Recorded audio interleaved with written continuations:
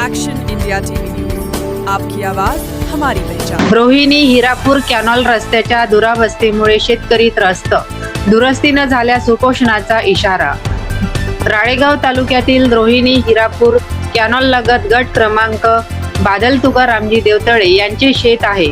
तिथून 3-12 गट क्रमांक मधून जाणाऱ्या रस्त्याची अत्यंत दुरवस्था झाली असून संबंधित विभागाच्या दुर्लक्षामुळे शेतकऱ्यांना मोठ्या अडचणींचा सामना करावा लागत आहे।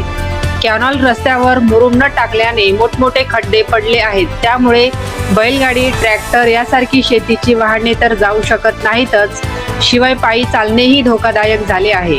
या रस्त्याची पाहणी कॅनॉल विभागाचे इंजिनियर राजने साहेब व राठोड साहेब यांनी मे महिन्यामध्ये पाहणी केली होती, मात्र त्यानंतरही आजपर्यंत कोणतीही दुरुस्ती करण्यात आलेली नाही, अशी शेतकऱ्यांची तक्रार आहे।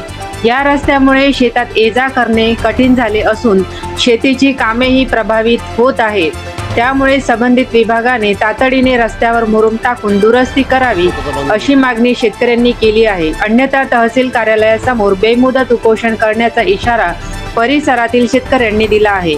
मुख्य संपादक विनोद माहुरेसह यवतमाळ ग्रामीण प्रतिनिधी प्रवीण पन्नासे।